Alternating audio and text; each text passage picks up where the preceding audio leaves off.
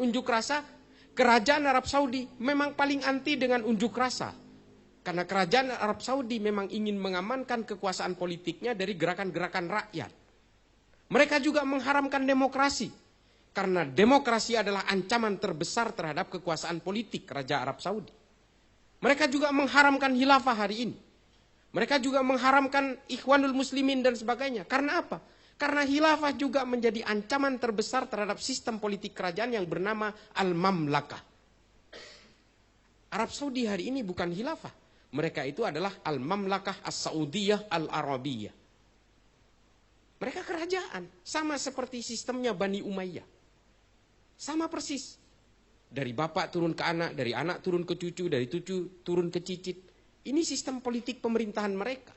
Makanya kemudian ajaran-ajaran Wahabi Salafi yang diawali dari pemikiran-pemikiran Muhammad bin Abdul Wahab ini berusaha disebarkan hari ini, diindoktrinasi kepada rakyat di Indonesia ini sebenarnya konsumsinya adalah konsumsi politik yang berbeda. Jadi kalau kita mau berbicara tentang Wahabi Salafi, kita juga harus berbicara tentang genealogi ajaran-ajaran politik atas nama agama. Padahal ajaran-ajaran Ikhwanul Muslimin dengan kelompok Wahabi ini sama, secara usul fikih sama, secara ubudiyah sama. Sama persis. Bedanya adalah tujuan politiknya.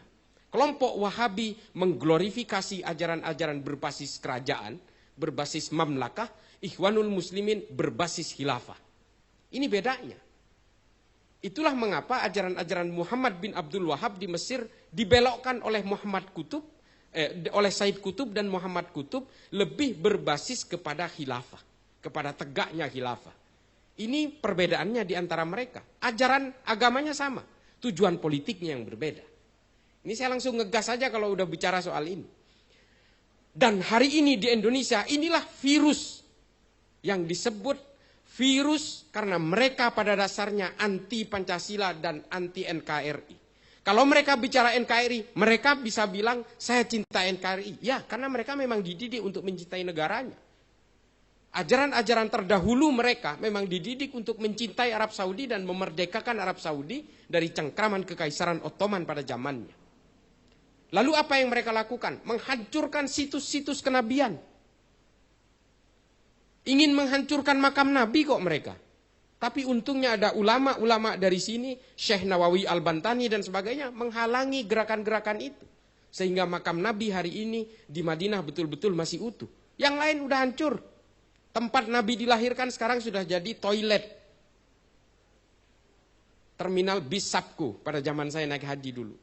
Hari ini mungkin sudah menjadi perluasan dari persis di sebelahnya Jabal Qubais. Dan ini semua adalah gerakan-gerakan dari gerakan politik mereka karena apa? Karena pertimbangannya. Mereka ingin memutus mata rantai dari cengkraman kekaisaran Ottoman pada saat itu. Orang naik haji dulu bayarnya ke kekaisaran Ottoman. Kaisar Ottoman lalu membayar ke kapal Belanda untuk membawa jamaah haji dari Indonesia untuk pergi ke sana. Tapi kafilah-kafilah yang ingin melaksanakan haji dari negara-negara Arab sekitar pada waktu itu dicegat dan dirampok oleh kelompok-kelompok Najat ini. Silakan buka akar sejarah. Saya berani mengatakan begini karena saya baca sejarahnya. Saya berani dibantah juga. Mari kita baca sejarah secara detail. Itulah mengapa mereka kemudian mengharamkan ziarah kubur dan sebagainya. Itu karena memang persoalan-persoalan politik pada saat itu memang memerlukan begitu. Kalau tidak, kekuatan-kekuatan kekaisaran Ottoman tidak akan hilang di Arab Saudi. Ini bukan hanya perebutan soal ajaran-ajaran agama, tapi sebenarnya ini adalah basis inti dari bagaimana cara mereka memerdekakan Saudi di bawah keluarga Ibnu Saud. Dan akhirnya apa? Keluarga Ibnu Rashidin dari kota Ha'il terusir hingga ke Yordania hari ini. Dzurriyyah kenabian, para Yahudi, orang-orang yang menanamkan ajaran-ajaran berbasis Ahlus Sunnah wal Jamaah ini semua dipersekusi dan ditenggelamkan, termasuk keluarga dari Al-Maliki. Ajaran-ajaran Thariqah hari ini juga dipersekusi. Persoalannya kemudian hari ini adalah ketika Arab Saudi berubah di bawah Pangeran Muhammad bin Salman, mereka menyadari kekeliruan itu semua. Dan mereka meratifikasi hukum agama yang menjadi hukum negara. Ya bayangkan, dulu mereka menganggap yang paling benar. Tapi setelah konsumsi itu selesai, Saudi sudah merdeka, Saudi sudah berdaulat, dan Saudi sudah kaya raya, ajaran itu ditinggalkan sekarang. Dan mereka sudah mengubah semua usul-usul fikih yang dijadikan hukum negara. Termasuk perempuan boleh keluar negeri tanpa mahram. Perempuan sudah boleh berpendidikan, perempuan sudah boleh bekerja, perempuan sudah boleh nyetir mobil. Jadi supir Grab juga sudah bisa hari ini. Dan orang-orang Saudi sudah tidak membuat pemisahan-pemisahan antara laki-laki dan perempuan di mall misalnya. Bahkan mereka sudah mengadakan konser musik di Riyadh. Mereka sudah membuka gedung bioskop dan sebagainya. Manusia tidak bisa kalau kemudian memaksakan hidup sama seperti abad ke-8, ke-9 dan sebagainya. Karena peradaban manusia ini tidak bisa dicegah. Ini yang terjadi di Arab Saudi hari ini. Ambiguitas dan anomali itu tercipta, kebingungan-kebingungan dan tercipta. Akhirnya apa? Menempatkan para pengagum dan para penganjur Wahabi di Indonesia hari ini lebih Saudi dari Saudi. Orang Saudi berusaha menjadi orang Indonesia hari ini. Mereka memberikan kebebasan-kebebasan. Hijab bahkan tidak diwajibkan di Arab Saudi hari ini, kecuali di Haramain, di 2 kota suci. Dan ini dialami oleh bangsa Arab Saudi. Dan orang-orang Wahabi di Indonesia hari ini ingin mengsaudikan Indonesia. Sama seperti Saudi zaman dulu. Dan mereka berusaha memecah belah dengan mengkafir-kafirkan, membid'ah-bid'ahkan, memurtad-murtadkan. Itu semua terjadi di antara kita. Dan semuanya sudah menjadi virus menginfiltrasi kita hari ini. Mulai dari kepolisian, TNI, semua dimasuki. Pelayanan-pelayanan publik semua dimasuki. ASN semua dimasuki, kampus-kampus dimasuki, pesantren dikooptasi, termasuk pesantren kakek saya tadi. Karena apa? Karena mereka betul-betul gagal move on dari apa yang dilakukan Saudi hari ini. Peradaban manusia ini tidak bisa dicegah. Saya katakan ketika pertemuan yang pertama di GMNU, saya katakan peradaban manusia ini tidak bisa dihambat dengan hanya halal dan haram. Serius, dia berjalan dengan logikanya sendiri. Kalau kita memaksakan kepala kita tertinggal di abad pertengahan, tapi kaki kita hidup di abad milenium, pada akhirnya kita betul-betul tidak berperadaban. Coba hari ini mereka dengan gampangnya membid'ahkan sana sini, sementara mereka hidup 100% dengan dunia bid'ah. Munafik. Ini yang mereka lakukan. Mereka hanya menyerang ajaran-ajaran NU, ajaran-ajaran Nahdiyin, orang-orang yang betul-betul menghargai perbedaan. Orang-orang yang ingin mengglorifikasi Kanjeng Nabi Muhammad dengan maulidan dan sebagainya. Sementara mereka bergelimang dengan ajaran-ajaran bid'ah sebenarnya. Mereka tidak memahami akar genealogi historik bagaimana Wahabi itu diciptakan. Semua ini tidak lepas dari berbagai hegemoni politik. Dan hari ini mereka berusaha seolah-olah bisa menghegemonisasi. Berusaha menghomogenisasi. Orang se-Indonesia mau diwahabikan semua. Ini terjadi di sini. Orang-orang NU hari ini, saya tidak menganggap NU ini sebagai seorang malaikat yang paling benar. Tidak. Semua orang berkeyakinan pasti saling paling benar. Persoalannya adalah sejauh mana kita bisa mengaku ajaran kita yang paling benar tanpa harus menyalah-nyalahkan keyakinan orang lain. Persoalan dari kelompok Salafi Wahabi ini, di satu sisi dia mengaku yang paling benar, di satu sisi yang lain dia mengharam-haramkan dan mengkafir-kafirkan orang yang berbeda dengan mereka. Ini adalah konsep Wahabi pertama ketika Arab Saudi ingin memerdekakan diri dari kekuasaan-kekuasaan politik di Arab pada zamannya. Dan ini dilakukan di negara kita yang betul-betul menurut saya ini sudah adem ayem. Tidak heran kemudian saya sering bercerita bahwa saya sering bertemu dengan kelompok-kelompok teroris yang baru ditangkap. Saya jamin 100% mereka penganut faham Salafi Wahabi. Mari kita buka-bukaan data. Saya yang ketemu dengan teroris-teroris itu, udah ratusan. Dan semua sama dengan mereka. Mengharamkan wayang juga, mengharamkan musik juga, mengharamkan maulidan juga, mengharamkan tahlilan juga. Dan mengharamkan berbagai gerakan-gerakan intimasi sosial masyarakat. Mereka intinya adalah ingin menyamakan antara kita dengan mereka. Kalau yang berbeda mereka kafirkan. Selesai. Konsep mereka sesederhana itu. Apakah paham seperti ini yang akan kita jalankan? Itulah mengapa saya mengatakan virus hari ini di negara kita ini hanya ada dua itu. Faham Wahabi Salafi dan faham pengusung khilafah. Ini dua virusnya. Nggak ada lagi. Kalau soal cebong kampret, buzzer RP dan kadrun, ini persoalan-persoalan konsumsi politik hari ini. Nanti akan selesai dengan sendirinya ketika mereka disadarkan oleh peradaban manusia. Tapi kalau soal ideologi, seperti yang hari ini berkembang, salafisme, wahabisme, dan khilafahisme, ini memang selalu bergulir berabad-abad. Proses-proses hakimiyah, takfir dan sebagainya. Ini sudah berlangsung sejak pasca wafatnya Nabi Muhammad. Allahumma salli alaihi. Jadi yang harus kita pahami adalah bahwa ya pengkafir-kafiran ini sudah terjadi ketika agama sudah menjadi satu dengan bumbu-bumbu politik. Sayyidina Utsman ibnu Affan itu dulu dibunuh sebelum dikafirkan. Silakan baca Tarikhul Hulafa, Tarikh At-Tabari, silakan baca. Abdurrahman bin Muljam membunuh Sayyidina Ali, sebelumnya juga mengkafir-kafirkan. Yang dikafirkan ini dua orang yang menjadi ring satunya Kanjeng Nabi. Coba bayangin. Dua orang yang memang dibangga-banggakan oleh Nabi.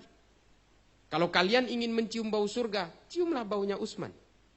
Ini Nabi. Kalau kalian ingin mengenal ilmu, pintunya ilmu itu loh, Ali. Ini Nabi Muhammad. Tapi dibunuh dengan gampangnya oleh mereka. Setelah sebelumnya dikafirkan dulu. Proses pengkafiran lebih dulu, ini adalah proses awal sebelum mereka ingin membinasakan manusia yang lain. Bukan hanya yang berbeda agama, tapi juga yang seagama. Zaman itu, zaman pembunuhan Sayyidina Utsman dan Sayyidina Ali, belum ada cabang-cabang Islam, belum ada firqah-firqah, belum ada aliran-aliran dan mazhab, masih menjadi satu entitas. Masih menjadi single entity waktu itu. Tapi proses takfir ini sudah terjadi. Jadi kalau hari ini ada kelompok yang bernama Salafi Wahabi berusaha mengkafir-kafirkan, ini adalah genealogi dan gestur dari kelompok-kelompok yang betul-betul pada akhirnya menjadi enklav sendiri di Madinah yang bernama kelompok Khawarij. Saya tidak ragu mengatakan ini. Karena kelompok Khawarij inilah yang akhirnya gemar mengkafir-kafirkan, termasuk mengkafirkan Sayyidina Ali di Kufah di Irak. Abdurrahman bin Muljam, hafiz Quran 30 juz, berteriak takbir sebelum memenggal Sayyidina Ali di Kufah di Irak. Dan ini menjadi perilaku umat, menjadi perilaku sebagian umat hari ini. Yang berusaha meracuni kita supaya kita membenci orang yang tidak seagama maupun membenci orang seagama yang berbeda tafsir dengan mereka.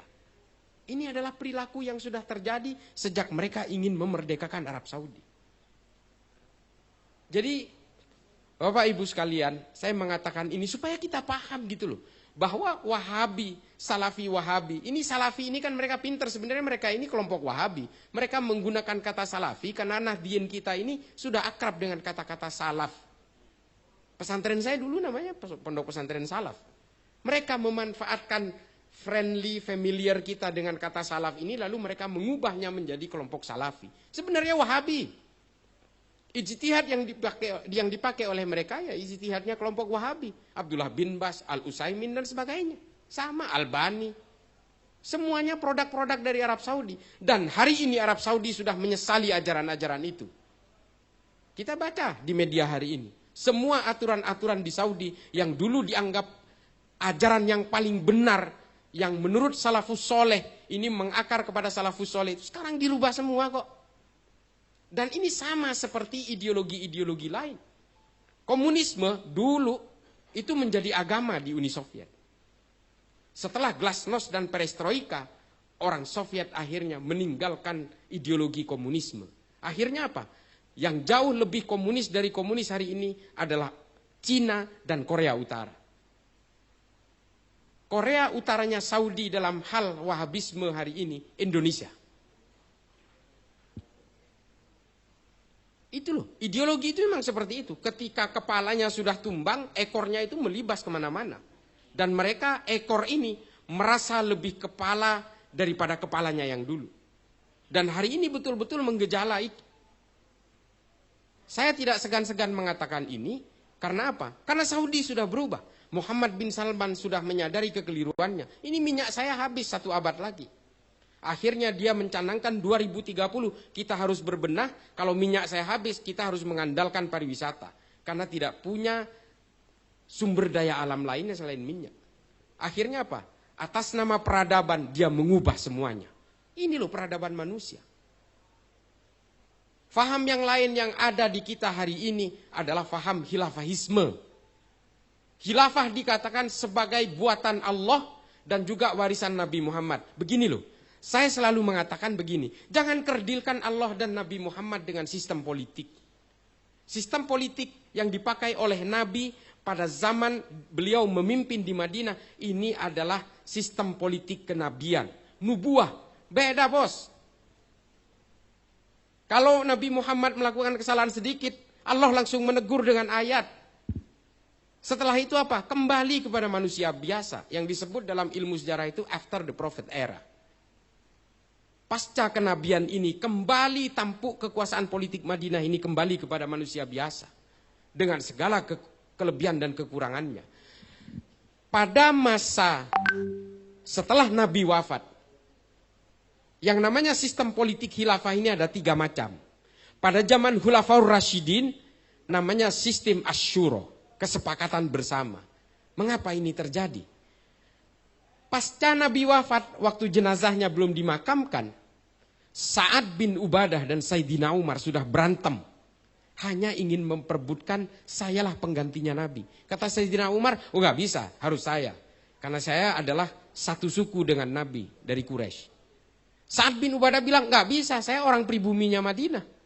Hingga akhirnya kaum Muhajirin dan kaum Ansor pecah. Nah lalu kemudian diambil satu kesimpulan, okelah para sahabat berkumpul, kemudian membuat kata sepakat, kalau begitu kita ambil jalan tengah, Sayyidina Abu Bakar saja yang kita jadikan pemimpin.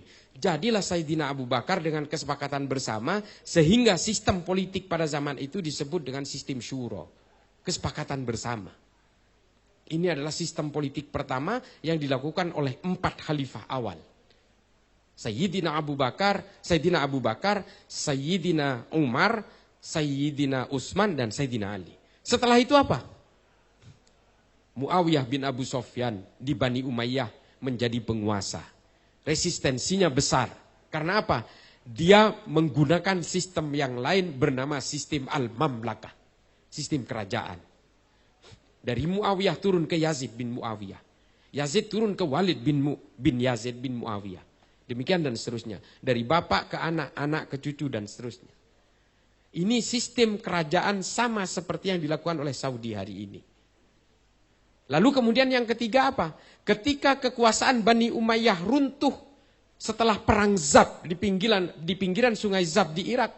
Runtuh oleh As-Soffah, berkuasalah dari dinasti Bani Hashim.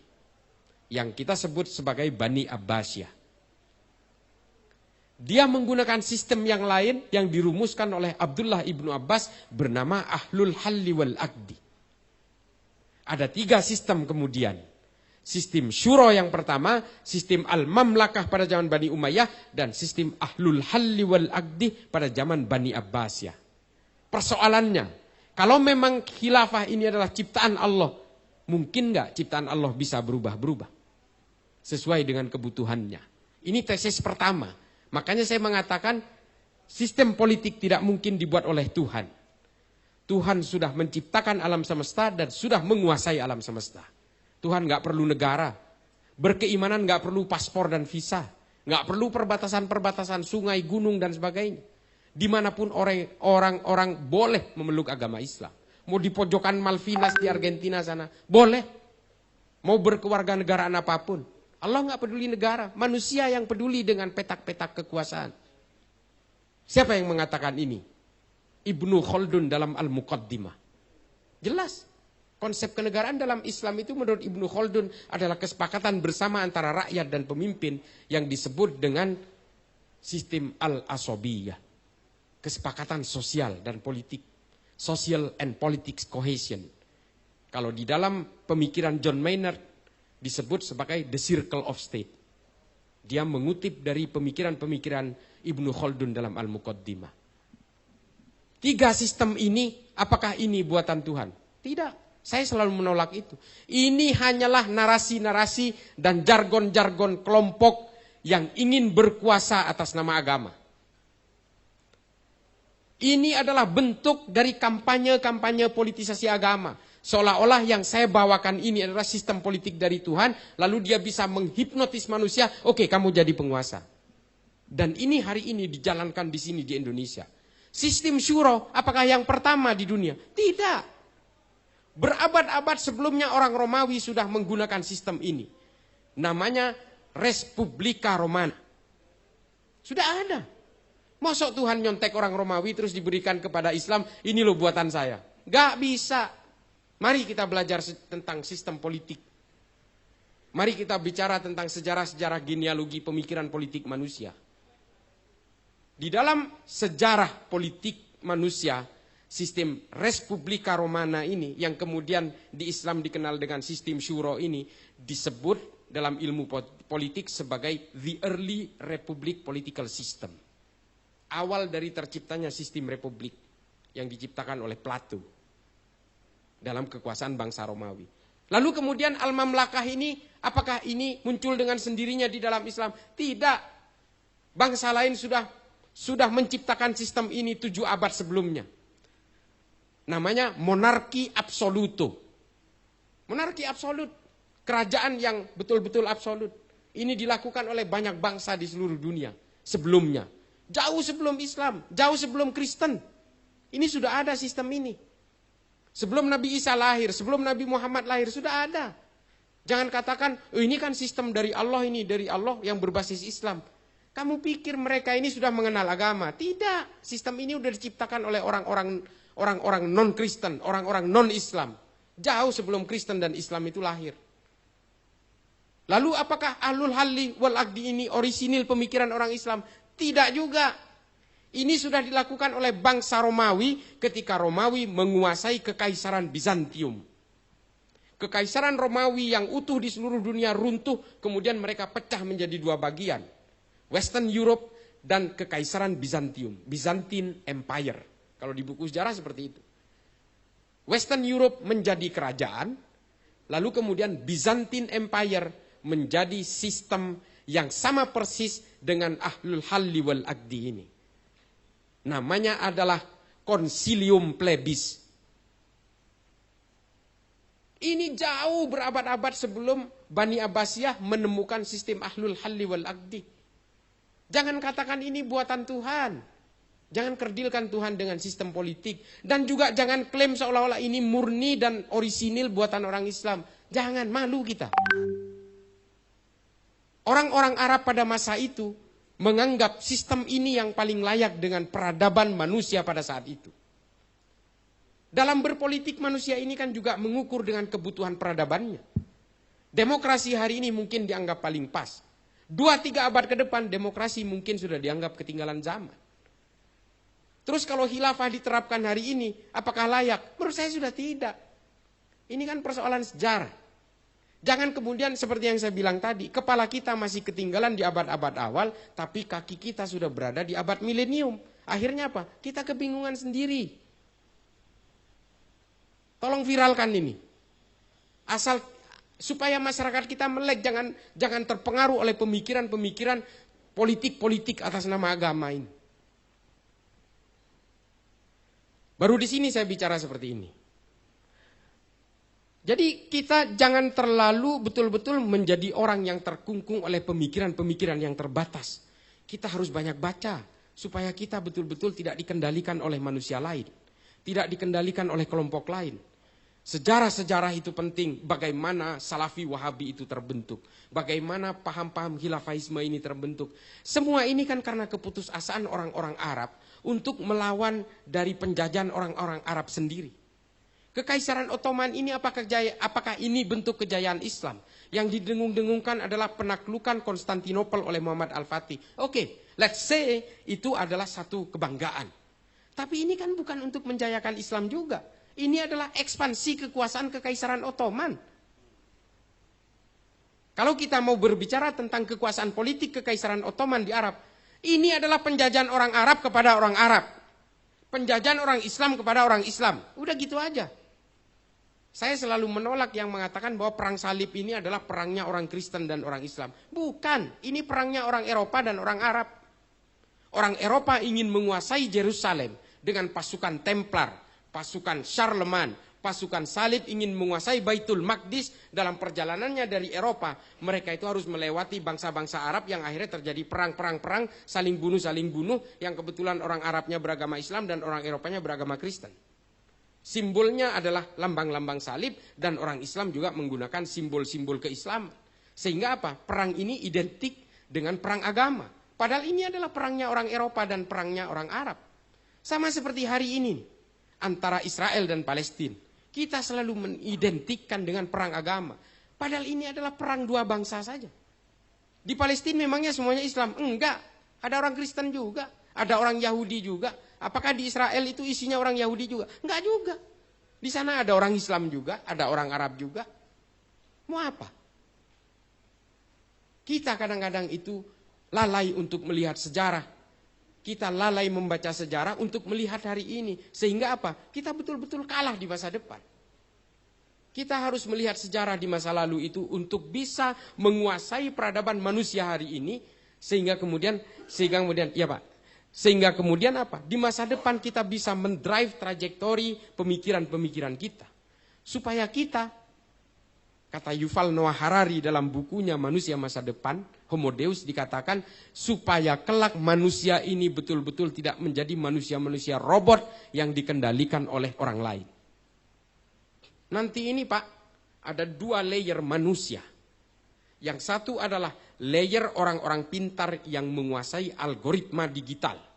Yang kedua adalah manusia-manusia bodoh yang tidak mampu bersaing dalam hal keilmuan. Sehingga akhirnya apa? Sehingga akhirnya orang-orang yang berada di layer kedua ini, di lapis kedua, betul-betul dijadikan mainan saja. Hanya dijadikan alat bentur. Hanya dijadikan alat perang. Dan itu jangan sampai, naudzubillahi min dzalik, jangan sampai itu orang-orang Islam. Jangan sampai setidaknya orang-orang yang beragama. Dan hari ini kita betul-betul agama dijadikan mainan. Kalau kita mau berbicara gerakan-gerakan ekstrim dan teror hari ini, bukan hanya orang Islam. Orang Hindu di India juga diobok-obok, terorisnya ya orang Hindu. Di Myanmar itu terorisnya orang Buddha. Di Jerman orang Protestan. Di Irlandia Katolik. Di Amerika Selatan Katolik terorisnya. Di Amerika, orang-orang evangelis, white supremacy, Ku Klux Klan, Baader-Meinhof.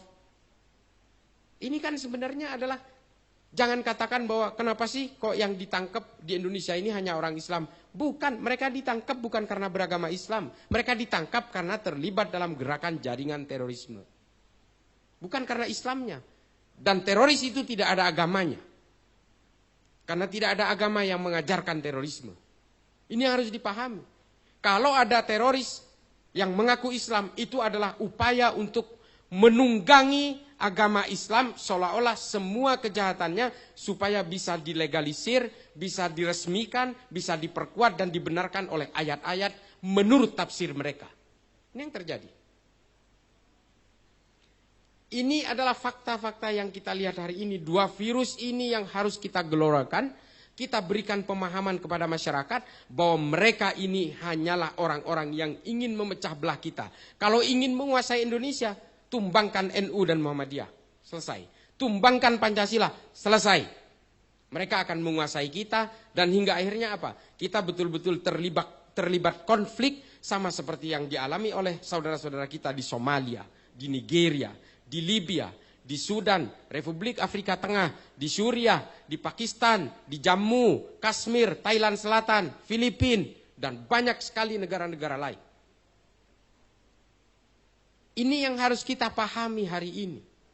Semua gerakan-gerakan politik berbasis kekerasan pasti menunggangi agama. Karena apa? Dengan agama manusia gampang sekali dibodohi. Gampang sekali dihipnotis. Karena agama itu punya 3 konsep. Ini yang harus saya jelaskan. Semua agama punya konsep kemartiran. Orang yang mati berjuang untuk agamanya langsung masuk surga. Ini bukan hanya Islam yang punya. Kristen juga punya, Hindu juga punya, Buddha juga punya, Konghucu juga punya. Konsep kemartiran ini yang menarik dari kelompok-kelompok politik berbasis kekerasan ini. Yang kedua adalah dogma. Percaya nggak percaya, harus percaya. Semua agama punya ini. Yang ketiga adalah messianic belief. Kepercayaan-kepercayaan nanti di akhir zaman hanya agama saya yang berkuasa. Islam punya keyakinan ini lewat Imam Mahdi. Kristen juga punya keyakinan ini seperti Mesias dan sebagainya. Hindu juga punya, Buddha juga punya. Coba bayangin. Semua agama punya konsep-konsep dasar ini. Sehingga apa? Semua kekerasan berbasis agama, semua kekerasan-kekerasan dan tujuan-tujuan politik rata-rata menunggangi agama. Karena punya 3 konsep ini. Lalu yang terakhir adalah apa sih dengan beragama itu? Kalau ingin memajukan agama yang kita peluk, agamanya apapun, mau Kristen kayak, mau Islam kayak, majukan dengan ilmu pengetahuan. Semua agama maju, mengalami peradaban yang luar biasa, mengalami masa damai, menghargai kemanusiaan ketika mereka memajukan ilmu pengetahuan. Islam punya pengalaman paling asik dengan ilmu pengetahuan. Kita melahirkan Ibnu Sina, Al-Farabi, Al-Kindi, Imam Ghazali, Ibnu Rushd. Ini semua adalah tokoh-tokoh dalam Islam. Kita punya Jalaluddin Rumi. Ini yang kita punya dalam sejarah-sejarah kita. Keilmuan kita di dalam Islam menjadi luar biasa. Pencipta angka 0 dalam matematika itu Al-Khawarizmi, orang Islam. Ibnu Sina pencipta anatomi tubuh dalam ilmu kedokteran, tanpa harus membelek tubuhnya. Lensa kamera yang hari ini kita pakai sehari-hari ini diciptakan dalam Al-Haya. Ini yang harus kita pahami. Lalu keilmuan-keilmuan ini dikolaborasikan oleh orang-orang Kristen di Eropa, rembukan bersama, sehingga akhirnya tercipta satu peradaban keilmuan yang luar biasa. Karena apa? Orang Kristen Eropa dan orang Islam tidak mau berperang. Mereka sepakat untuk memajukan ilmu pengetahuan. Pemikiran-pemikiran Ibnu Khaldun dalam Al-Muqaddimah banyak diusung ke Eropa. Oleh ilmuwan-ilmuwan Eropa lalu dirumuskan menjadi pemikiran-pemikiran demokrasi hari ini. Pemikiran-pemikiran, berbagai pemikiran tentang ekonomi, penarikan pajak dan sebagainya. Ini dari pemikiran Ibnu Khaldun. Pemikiran-pemikiran dalam filsafat juga terjadi. Bagaimana pemikiran-pemikiran Ibnu Rushd diusung oleh yang namanya Thomas Aquinas dalam Summa Theologica. Pemikiran-pemikiran teori deontologi. Pemikiran-pemikiran Abu Bakar Ahmad Ad-Dinawari dalam Al-Mujalasa wa Jawahirul Ilmi diusung dalam konsep Verfassung Patriotismus oleh Jürgen Habermas. Ini adalah kolaborasi ilmu pengetahuan yang luar biasa, apapun agamanya. Lalu ilmu pengetahuan ini kemudian bisa berjalan linear dengan peradaban manusia. Coba bandingkan dengan ketika agama berkenalan dengan ambisi-ambisi politik kekuasaan. Kita terlibat perang bukan hanya dengan yang berbeda agama. Kita terlibat perang juga dalam satu keimanan. Perang Jamal, perang Siffin, perang Hurrah, perang Zab. Ini perang sesama Islam, bos. Ini yang terjadi. Kalau kita berkenalan dengan punya anggapan bahwa kalau ingin memajukan agama harus juga memajukan kekuasaan-kekuasaan politik. Ya ini. Akhirnya kita hanya melahirkan Said Qutb, Muhammad Qutb, Abu Bakar Al-Baghdadi, Osama bin Laden, Ayman Al-Zawahiri, Abu Bakar Ba'asyir. Ini loh yang kita lahirkan. Pemikir-pemikir orang yang menganjurkan untuk melakukan kekerasan kepada orang lain. Dan anjurannya bagaimana caranya untuk membinasakan orang lain. Dan kemudian mengkafir-kafirkan sesama Islam, memurtad-murtadkan, menerakakan orang yang seagama. Ini yang terjadi hari ini ketika Islam bersentuhan dengan, dan agama lainnya juga. Jangan anggap perpecahan di dalam satu agama ini hanya dilakukan oleh orang Islam. Orang Kristen juga melakukan hal yang sama kok. Mereka terlibat dalam perang 30 tahun dan membunuh 8 juta orang Kristen Eropa. Sehingga akhirnya terpecah menjadi Katolik dan Protestan. Ini ketika apa? Ketika agama berkenalan dengan ambisi-ambisi politik. Makanya dengan politik, kalau ingin memajukan agama, jangan lewat politik. Intinya akhirnya adalah apa? Peperangan sesama dengan orang yang seiman. Apalagi dengan orang yang berbeda iman. Udah pasti perang terus. Udah percaya saya deh. Sekarang kita ambil analogi sederhana saja. Indonesia taruhlah misalnya orang-orang pengusung khilafah ini bisa berkuasa. Bisa menjaminkah di antara mereka saling berperang? Saling berperang bos, saling bunuh pasti. Yang satu, wah nggak bisa. Karena mereka apa? Mereka tidak melewati pemilihan. Mereka dipilih oleh orang-orang yang ditunjuk. Sistem ahlul halli wal aqdi ini dibantai habis oleh Ibnu Taimiyah sendiri. Dikritik habis. Karena memang berawal dari pemikiran-pemikiran orang Romawi. Lewat konsilium plebis. Dan akhirnya apa? Konsilium plebis ini rapuh. Sehingga apa? Muhammad Al-Fatih berhasil menaklukkan Konstantinopel. Lalu apa yang terjadi? Bani Abbasiyah juga runtuh, rapuh setelah diserbu oleh bangsa Mongol. Ini yang terjadi kalau kemudian keimanan-keimanan itu nempel dengan politik. Islam kurang apa? Bani Umayyah menguasai semenanjung Iberia sampai ke pinggiran kota Toulouse di Prancis. Mencengkram kekuasaan politik di Andalusia, Bani Umayyah. Selama hampir kurang lebih 700 tahun. Setelah mereka terusir dari Granada, apa yang terjadi? Keimanan juga tumbang, bos. Tidak menyisakan orang Islam di Eropa. Kalau di Eropa hari ini ada orang Islam, itu imigran. Atau orang yang jadi mu'alaf. Secara genetik tidak ada satu keturunan pun. Yang ada tinggal nama-nama aja. Gabriel Omar Batistuta. Nama Omar saja. Karena kakek buyutnya mantan keturunan orang Arab. Ini loh yang terjadi hari ini. Masjid-masjid kemudian berubah menjadi gereja, istana raja kemudian menjadi museum. Ini yang disisakan. Apa Indonesia hari ini? Indonesia tidak melewati proses islamisasi melalui peperangan. Mereka melewati akulturasi budaya. Lewat gerakan-gerakan tasawuf, para habaib, para kiai, para ulama. Mengislamkan kita. Lalu apa yang terjadi di sini? Islamnya awet, bos. Awet sekali sampai hari ini. Tapi kemudian apa? Datang gelombang kedua dari orang yang berusaha mengubah ketentraman dan kedamaian itu. Yang bernama Salafi Wahabi. Yang baru dibentuk pada abad ke-18. Dan hari ini menjajakan diri ke kita. Seolah-olah inilah paling benar. Inilah klaim kebenaran. Lalu mereka memurtad-murtadkan dan mengkafir-kafirkan orang lain. Mau jadi apa bangsa kita kalau dikuasai mereka? Ini yang harus kita gugah hari ini kepada seluruh bangsa Indonesia. Bahwa kita sudah nyaman dengan pemikiran-pemikiran dan tafsir-tafsir kita hari ini. Kalau ingin menyamakan seluruh manusia di Indonesia ini nggak bakal bisa. Karena Allah sudah sengaja membuat manusia ini berbeda-beda. Hadis mengatakan 73 firqah dalam Islam itu nanti akan terbentuk. 72 diantaranya adalah orang-orang yang akan masuk neraka. Hanya satu yang akan menjadi penghuni surga. Ini kata hadis. Hanya satu itu, Ahlus Sunnah wal Jamaah. Tapi persoalannya adalah semuanya mengaku itu. Bahkan orang Salafi Wahabi adalah orang yang mengaku bagian dari satu itu. Yang lain 72 itu. Coba. Ini kan enak banget melakukan klaim kebenaran itu.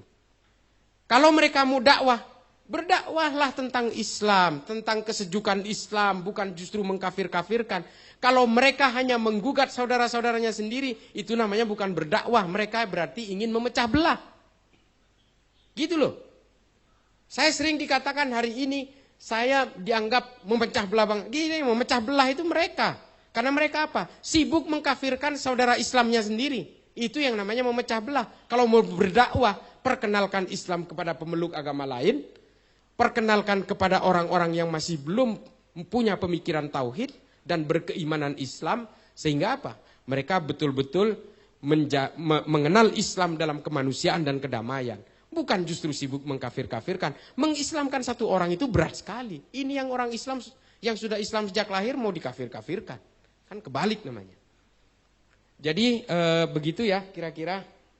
Karena saya mohon maaf, saya ada acara lain setelah ini. Saya harus memberi materi di salah satu kampus. Jadi mohon maaf apabila saya tidak bisa sedikit panjang lebar tentang ini. Pada intinya adalah kita harus tetap berpegang teguh kepada tafsir-tafsir dan keimanan Islam. Terutama tafsir-tafsir yang menganjurkan kehidupan-kehidupan al-insaniyah qabla tadayyun, kata Habib Ali Al-Jufri. Kita harus mengenal kemanusiaan dulu sebelum mengenal keimanannya.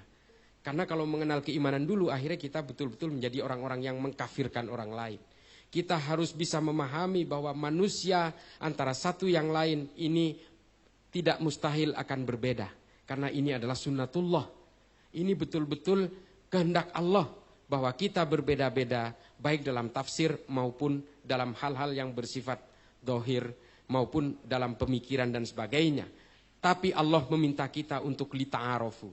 Kita harus saling berinteraksi, saling mengenal dalam segala perbedaan itu. Itu yang penting. Kita harus tetap memegang tauhid dan keimanan Islam, dan intinya adalah jangan terlalu gampang mengkafir-kafirkan orang lain, karena kita juga tidak tahu. Karena apa? Karena kata Kanjeng Nabi Muhammad, biarlah Allah yang menentukan apakah kita akan masuk ke sorga atau masuk ke neraka. Jangan kemudian kita menjadi penghakim, seolah-olah saya pasti masuk sorga, karena kalian berbeda pasti masuk neraka. Ini adalah pemikiran-pemikiran orang Khawarij yang hari ini betul-betul disuarakan kepada umat Islam di seluruh dunia, dan wabil khusus kepada orang Islam di Indonesia.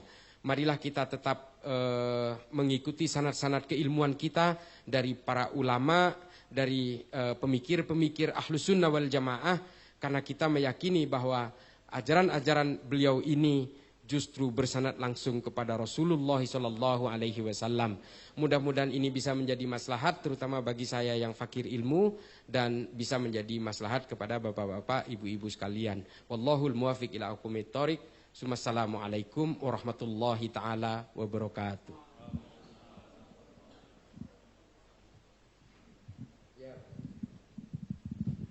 Baik, Cak Islah Baharawi, terima kasih.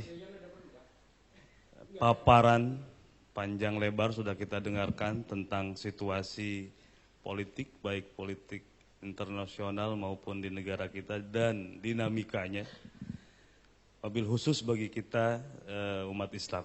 Nah, sekarang ini kita diberi kesempatan untuk memberikan pertanyaan atau diskusi lah, ya. Kita diskusi. Saya persilahkan kepada audiens untuk 2 pertanyaan, dan kemudian saya lihat juga sudah hadir, alhamdulillah, tengah-tengah kita ada Kiai Haji Nur Rahman selaku penasihat GMNU. Selamat datang Kiai. Mohon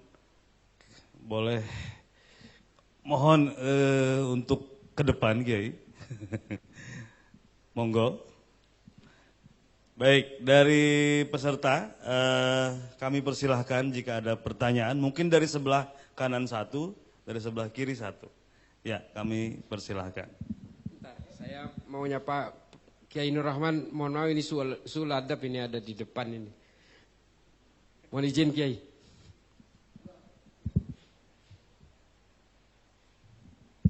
Silakan. Ada pertanyaan?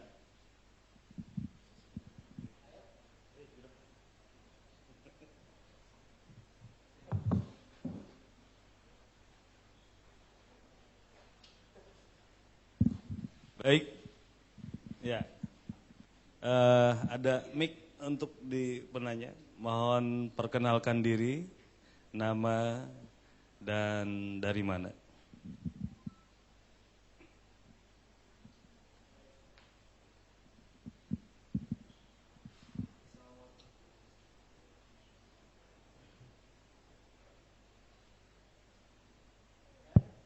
Assalamualaikum warahmatullahi wabarakatuh.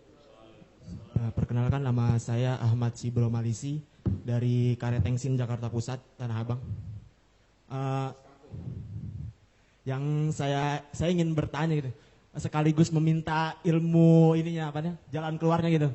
Sebab terdapat menurut saya problem kecil ini bisa menjadi besar di daerah, khususnya di daerah gang lingkungan saya gitu. Beberapa sebelum datangnya panas-panasnya politik ini, itu kan ketika menyanyikan lagu Indonesia Raya maupun Hubul Waton itu di dalam musola masjid itu dianggap ya seperti biasalah, seperti nasionalis ini.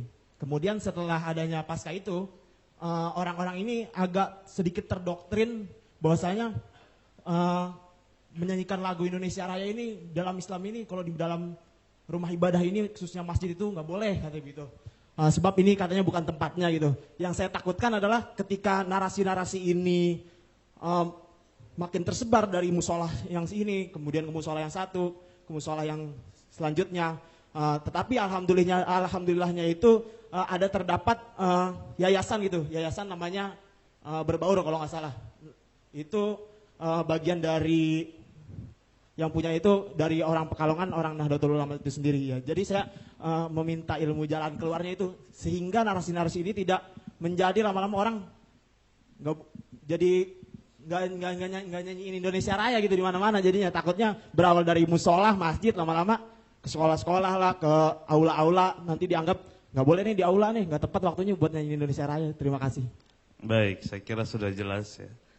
Satu lagi Cak ya. Satu lagi.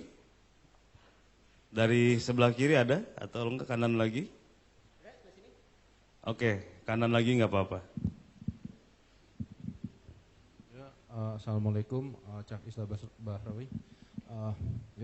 Selamat sore Gus. Jadi saya ingin tanya tuh, saya Omar dari Jakarta. Saya ingin tanya, mengapa kalau kelompok-kelompok yang ideologinya ekstremis itu cenderung rasis dan diskriminatif terhadap contohnya wanita? Dan juga sekarang kan banyak yang anti terhadap kelompok mungkin yang Tionghoa karena mungkin PKI dan lain-lain. Kenapa mereka cenderung diskriminatif terhadap ras atau kelompok tertentu? Apakah itu karena ini tidak tahu atau mungkin karena sengaja mungkin begitu? Ya, itu aja. Terima kasih. Baik, dua dulu. Ya, terima kasih. Ini sebenarnya jawabannya jadi satu sih nanti. Jawabannya jadi satu, karena begini, upaya-upaya seperti orang yang mengharamkan menyanyikan lagu Indonesia Raya, termasuk hormat bendera dan sebagainya ini, memang pada awalnya menggelora ketika ada satu panduan yang ditulis oleh Said Qutb. Salah satunya adalah tafsir Al-Quran yang bernama Fi Dhilalil Quran. Yang kedua adalah manifesto politiknya Said Qutb yang bernama Ma'alim fil Thari. Dari sini kemudian muncul pemikiran-pemikiran bahwa apabila orang-orang yang bertinggal atau yang diam di dalam satu wilayah negara yang tidak menggunakan hukum agama, ini dianggap sebagai orang jahiliyah. Ajaran-ajaran seperti ini kemudian diakselerasi oleh adiknya sendiri yang pindah ke Universitas Riyadh ke Arab Saudi yang bernama Muhammad Qutb. Muhammad Qutb menulis sebuah buku, sebuah kitab yang berjudul Jahiliyatul Qarnil Isrin. Jahiliyah abad ke-20. Salah satu murid dari Muhammad Qutb ini namanya Osama bin Laden. Yang kelak akan mendirikan Al-Qaeda. Nah, pemikiran-pemikiran seperti ini yang kemudian membangun ajaran-ajaran kepada manusia untuk melawan negaranya sendiri.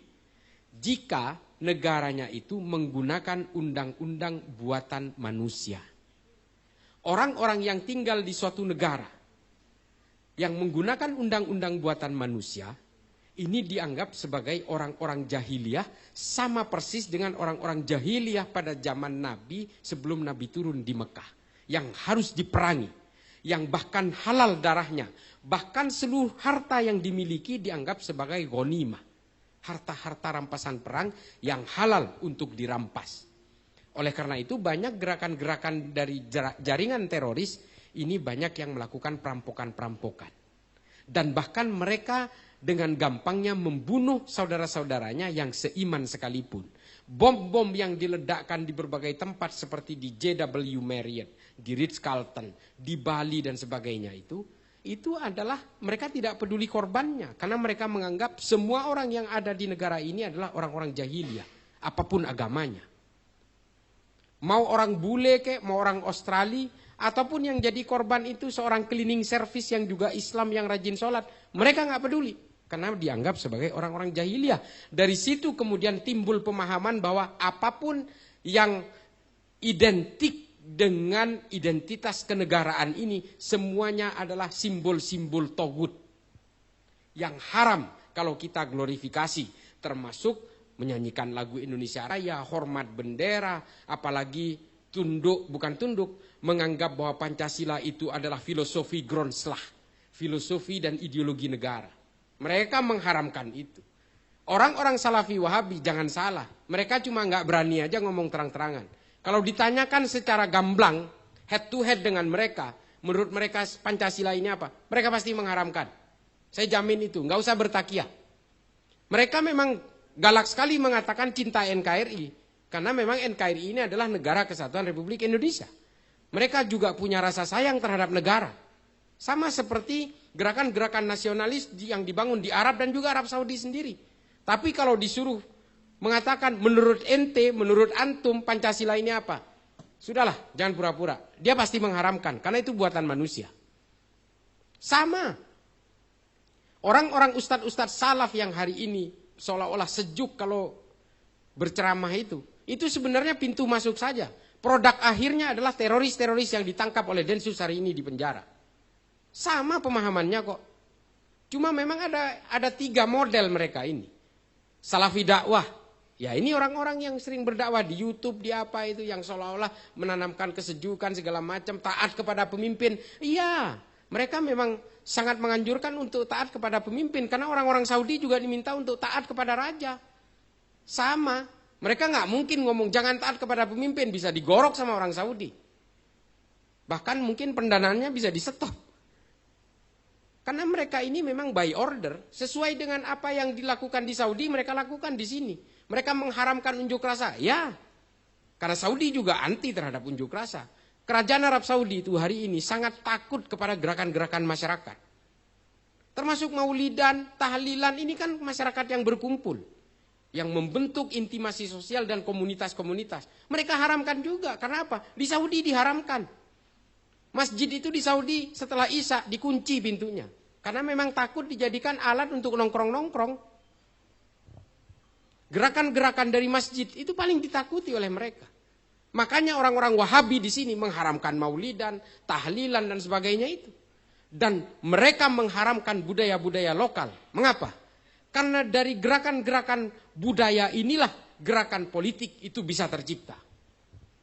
Banyak sekali gerakan-gerakan revolusi yang diawali dari gerakan-gerakan budaya.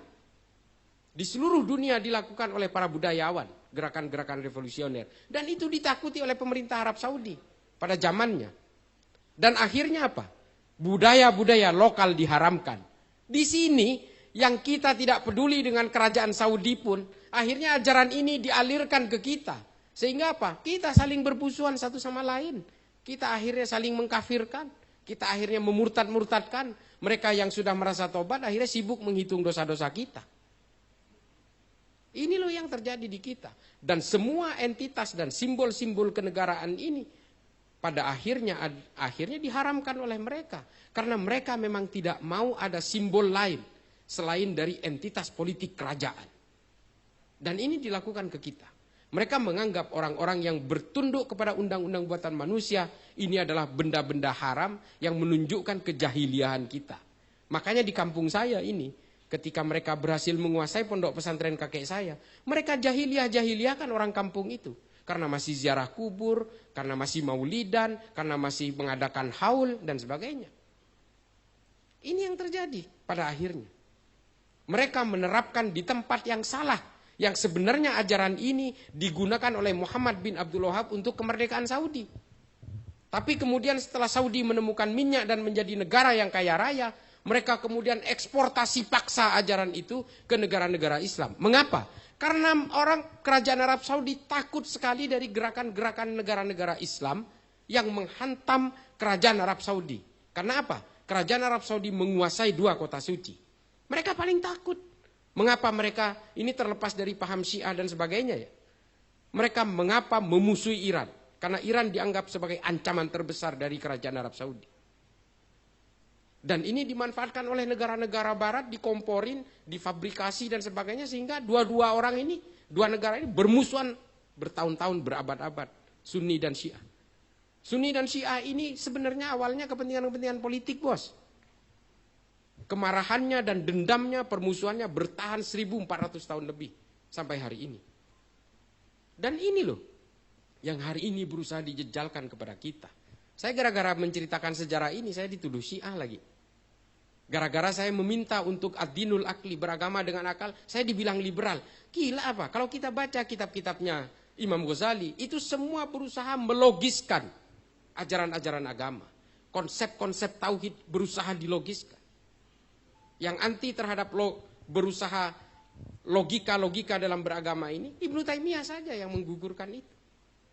Saya bukan anti Ibnu Taimiyah, ada beberapa ajaran Ibnu Taimiyah yang saya suka, termasuk upaya-upaya kritik terhadap ahlul halli wal aqdi yang dianggap terlalu mengkloning ajaran-ajaran konsilium plebis dari bangsa Romawi.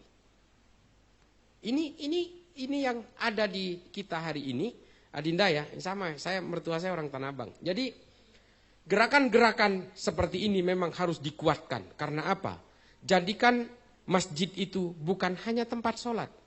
Kan kita tahu, kita orang mantenan di masjid juga bisa. Kalau saya pernah di Amerika bertahun-tahun. Di Amerika itu masjid itu betul-betul menjadi tempat berkumpul dan menjadi epicentrum pencerdasan umat. Menjadi perpustakaan, di situ tempat diskusi, halako-halako, menjadi daurah dan sebagainya. Kalau kita pernah ke yang umroh atau naik haji, pasti kalau di Masjid Nabawi itu di Madinah itu kan orang-orang yang itu memang fungsi masjidnya seperti itu. Dulu Nabi juga rembukan-rembukan juga di pelataran masjid dan sebagainya. Bahkan ada satu riwayat Nabi pernah meminjamkan halaman masjid kepada orang Yahudi yang ingin menikahkan anaknya karena tidak punya lahan. Artinya masjid ini adalah tempat menjadi magnitude dan epicentrum dari pemberdayaan umat. Bukan hanya umat Islam. Jadikan masjid ini sebagai daya tarik bagi umat beragama lain. Ini yang dilakukan Nabi pada saat itu. Hal-hal seperti ini yang harus kita pupuk. Kalau kita berbicara, tadi pertanyaan kedua apa ya? Nanti saya mau sambungkan. Terkait dengan paham tadi, lebih kepada rasis. Oh ya, jadi begini Dinda, seperti yang saya ceritakan tadi bahwa kalau kita melihat dari Majmu' al-Fatawanya Ibnu Taimiyah, memang mengapa sih kok Ibnu Taimiyah ini kok sedemikian membuat tafsir agama itu kok sedemikian begitunya gitu ya. Sementara Ahmad bin Hambal, Allah yarham, ini membid'ahkan al-wala' wal bara' karena pada zaman Nabi tidak ada ini. Menurut Ahmad bin Hambal. Ini memang Ibnu Taimiyah kan hidup pada masa di mana keruntuhan Bani Abbasiyah setelah diserbu oleh bangsa Mongol pada tahun 1258. Dan pada saat itu banyak sekali penetrasi bangsa-bangsa Eropa untuk menaklukkan Baitul Maqdis atau yang kita kenal dengan Yerusalem hari ini. Pada masa-masa kecamuk politik dan keterpurukan politik Islam itulah Ibnu Taimiyah hidup pada akhir abad ke-13 dan awal abad ke-14. Dari sini ada kegelisahan-kegelisahan politik dari Ibnu Taimiyah yang kemudian membuat konsep al-wala' wal bara', membangun monoloyalitas kepada orang yang satu barisan dan membuat permusuhan sejauh mungkin dengan orang yang berbeda keimanan. Ini karena mereka memang Ibnu Taimiyah mungkin kecewa dengan gerakan-gerakan politik dari bangsa Mongol dan juga gerakan-gerakan politik dari bangsa Eropa yang berusaha menjajah Arab. Nah, pemikiran-pemikiran ini kemudian menjadi dasar segregasionis, pemisahan-pemisahan. Makanya kelompok ini kemudian terbentuk menjadi rasis. Mereka tidak mau kepada orang yang dianggap berbeda, terutama dalam hal keimanan. Ini juga bukan hanya di dalam Islam terjadinya. Pasca Westphalia Agreement di dalam dunia, dalam pemeluk agama Kristen dan kesepakatan Peace of Prague di Cekoslovakia, orang-orang Kristen juga kemudian dihinggapi satu penyakit yang bernama rasisme. Makanya kemudian gerakan-gerakan rasisme di dalam atas nama agama Kristen itu juga muncul di Amerika yang namanya white supremacy dan Ku Klux Klan tadi. Ini sama dengan gerakan-gerakan Wahabisme hari ini yang berusaha mengkotak-kotakan manusia, yang menganggap orang yang berbeda itu harus kita musuhi dan kita harus menjaga jarak dengan mereka. Ini sama persis. Makanya cenderung perilaku mereka itu tidak pluralis, mereka cenderung rasis. Ini mohon maaf, orang-orang Arab di sini ketolong karena agamanya sama, Pak. Kalau agamanya berbeda, orang Arab pun juga dimusuhi oleh mereka. Dan orang-orang Arab yang non-Islam mengalami ini. Makanya orang-orang Arab di Libanon yang berbeda agama akhirnya berpindah ke Amerika Selatan, ke Brazil, ke Argentina, sampai ke Meksiko di utara sana. Makanya di sana masih banyak keturunan Arab. Antonio bin Slim, Ben Slim namanya. Itu bin Salim. Ada politisi di Brazil namanya Fernando Haddad. Itu Al-Haddad. Bisa jadi habaib. Tapi mereka menganut agama yang berbeda, hingga akhirnya mereka terusir dan akhirnya bermigrasi ke Amerika Selatan. Banyak, ada Shakira Mubarak, Katolik itu, penyanyi itu, keturunan Arab itu. Dan bahkan Fernando Haddad ini, Al-Haddad marganya, bin Salim, pengusaha Meksiko, Anthony Slim namanya. Ini bin Salim. Apakah Syihab juga ada? Ada, banyak. Tapi agamanya Katolik. Nah, kehidupan rasisme seperti ini akhirnya mengusir mereka dari tanah kelahirannya sendiri, sehingga akhirnya apa? Anak keturunannya memeluk agama yang lain. Nah, pemikiran rasisme seperti ini bukan ajaran Islam. Karena Islam ini diperuntukkan bagi siapapun, tanpa melihat etnik apapun, tanpa melihat di mana dia dilahirkan. Mau dia orang Eropa, mau dia orang Amerika, mau orang Hispanik, mau orang Afrika, silakan memeluk Islam. Tanpa melihat dasar-dasar perbedaan etnis itu. Karena memang ya itu, di dalam Islam itu adalah konsep lita'arofu. Memang dari situ ajarannya. Ajaran-ajaran pemisahan, segregasionis, ini nggak usah jauh-jauh lah. Hari ini pun banyak. Pemikiran-pemikiran takfir itu sebenarnya banyak menghinggapi kita. Makanya saya terus terang sebagai salah satu generasi Nahdien, saya masih yakin kalau NU dengan orang-orang yang punya pemikiran Nahdien ini masih bisa terjaga, masih bisa ada kelanggengan, sustainability, insya Allah kita akan terjauh dari kelompok-kelompok rasis seperti ini. Karena kalau kita ke Xinjiang, saya udah pernah ke Xinjiang, ya itu Cina-Cina itu ya beragama Islam, sama seperti kita, zikirnya sama, tata ibadahnya ya sedikit berbeda. Artinya bahwa Islam ini memang borderless, no boundaries. Orang boleh saja memeluk Islam tanpa harus melihat, siapa saya, nggak perlu begitu. Semua orang boleh memeluk Islam. Makanya jangan sibuk mengkafirkan sesama Islam. Marilah kita syiarkan, mari kita dakwahkan Islam yang rahmatan lil alamin ini kepada orang-orang yang masih belum mengenal Islam, supaya mereka mendapatkan hidayah-hidayah keislaman. Itu yang tujuan kita hari ini. Salafi Wahabi hari ini lebih sibuk ngurusin selangkangan dan mengkafirkan saudara seiman. Itu yang terjadi. Ya, Dinda ya, saya kira begitu ya. Mohon maaf, ini Pak Kiai udah di sini, udah hadir. Nanti saya lama-lama, ini nggak dikasih barokah ini sama Kiai. Ya, terima kasih. Mudah-mudahan karena saya ada acara 4:30 nanti, mudah-mudahan ini bisa menjadi pencerahan bagi saya terutama dan juga bagi seluruh siapapun yang hadir di majelis ini. Terima kasih. Assalamualaikum warahmatullahi taala wabarakatuh.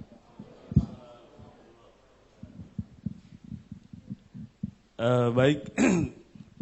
Terima kasih kepada Cak Islah atas paparan dan penjelasannya yang sangat jelas dan mudah-mudahan menjadi tambahan wawasan yang banyak sekali kita gali tadi. Tinggal kita perluas lagi, mungkin tinggal tambahan-tambahannya, kunci-kuncinya sudah dikasihkan semua. Kalau ibarat lagu itu tinggal cari penjelasan detailnya menurut sejarah yang telah dipaparkan. Sebelum kita akhiri sesi inti ini, mari kita akhiri dengan kenang-kenangan berfoto bersama dengan Gus Islah, bersama GMNU. Mohon izin ya, kita foto bersama supaya generasi muda ini kita punya kenang-kenangan gitu. Baik, yang mau foto saya harap kita ke depan semua. Gimana? Oke. Berdiri aja. Kiai ngapunten, Kiai Rahman. Mohon izin juga untuk penutupan nanti Kiai. Mohon doanya, bacakan. Ya, silakan yang untuk foto bersama. Kiai, monggo. Kang Asep, silakan Pak Kiai. Dari GMNU, monggo. Dari panitia juga silakan. Kita mungkin bikin 2 baris saja ya. 2 baris atau 3 baris silakan, nggak apa-apa. Ada yang jongkok. Monggo, monggo. Silakan, silakan. Rame-rame aja nggak apa-apa. Ya, rame-rame.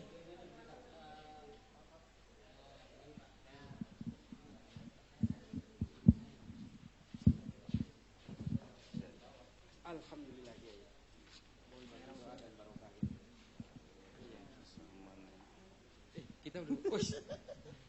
Salam sama Kiai.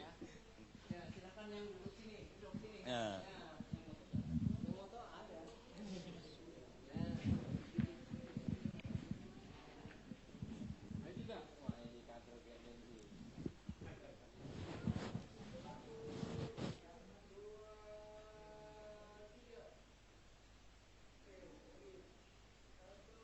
Komando, salam komando. Ini salam kumpul waton.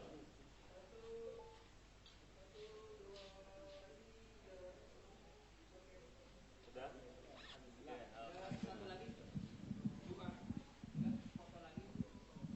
Oke. Panitia pengurus pengen foto, Cak. Ya, monggo. Dari GMNU silakan. Kang Said, monggo sini. Ini GMNU juga sebetulnya ini. Jadi lagi nyamar jadi. Monggo Kang Said. Ya.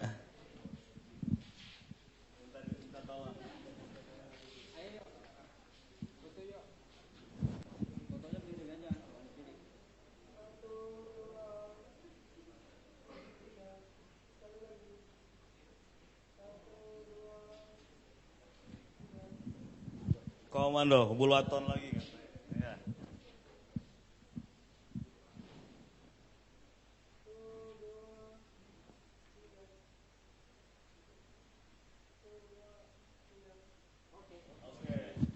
Cukup. Baik. Sekali lagi kami ucapkan terima kasih kepada Cak Islah. Mohon kita aplaus untuk Cak Islah Bahrawi. Baik, kami kembalikan kepada MC untuk selanjutnya, acara selanjutnya.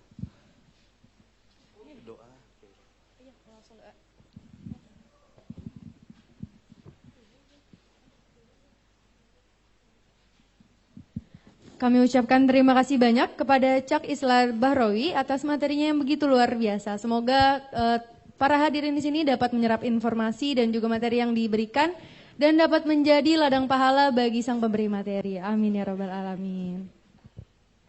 Acara selanjutnya adalah pembacaan doa yang akan dipimpin oleh Ki Haji Nur Rahman. Kepada beliau kami persilahkan.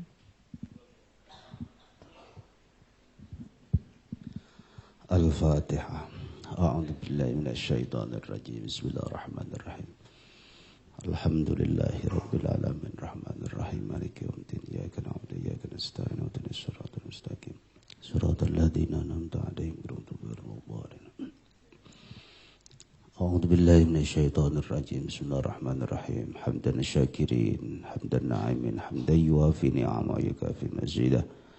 Ya Rabbana lakal hamdu lakal syukru kama yanbaghi li jalalika al-'azimi sultanik. Allahumma salli ala Muhammad wa ala ali sayyidina Muhammad. Allahumma ya Allah ij'al jam'ana hadha jam'an marhuma. Ya Allah ij'al jam'ana hadha jam'an marhuma. Ya Allah ij'al jam'ana hadha jam'an marhuma. Wa tafarraqna min ba'di tafarruqan ma'suma. Tafarraqna min ba'di tafarruqan ma'suma. Tafarraqna min ba'di tafarruqan ma'suma. Allahumma ya Allah Rabbana inni askantu min dhurriyyati biwadin ghairi dhi zar'in inda baitikal muharram. Rabbana la yuqimus shalah faj'al afdatan minan nasi tahwi ilaihim warzuqhum minas samarati la'allahum yashkurun. Rabbana atina fid dunya hasanah wa fil akhirati hasanatan wa qina adzabannar. Adkhilnal jannata ma'al abrar ya aziz ya ghaffar ya rabbal alamin. Wa sallallahu ala sayyidina Muhammad walhamdulillahi rabbil alamin bisirril Fatihah. A'udzu billahi minasyaitonir rajim. Bismillahirrahmanirrahim. Alhamdulillahi rabbil alamin arrahmanir rahim maliki yaumiddin iyyaka na'budu wa iyyaka nasta'in shiratal ladzina an'amta 'alaihim. Assalamualaikum warahmatullahi wabarakatuh. Terima kasih kepada Ki Haji Nur Rahman atas pimpin doanya. Baiklah para hadirin, karena seluruh rangkaian acara telah berakhir, maka tibalah kita di penghujung acara Ngaji Kebangsaan dan Seminar Nasional GMNU tahun 2022. Saya Cut Selin Nabila Putri. Dan saya Delita Ramadanti. Mengucapkan terima kasih sebesar-besarnya dan mohon maaf apabila banyak kesalahan baik perkataan maupun perbuatan. Akhirul kalam, wallahul muwafiq ila aqwamit thoriq. Wassalamualaikum warahmatullahi wabarakatuh. Terima kasih. Kepada para hadirin kami persilakan untuk naik ke lantai atas untuk menikmati hidangan yang telah disediakan. Baik, terima kasih.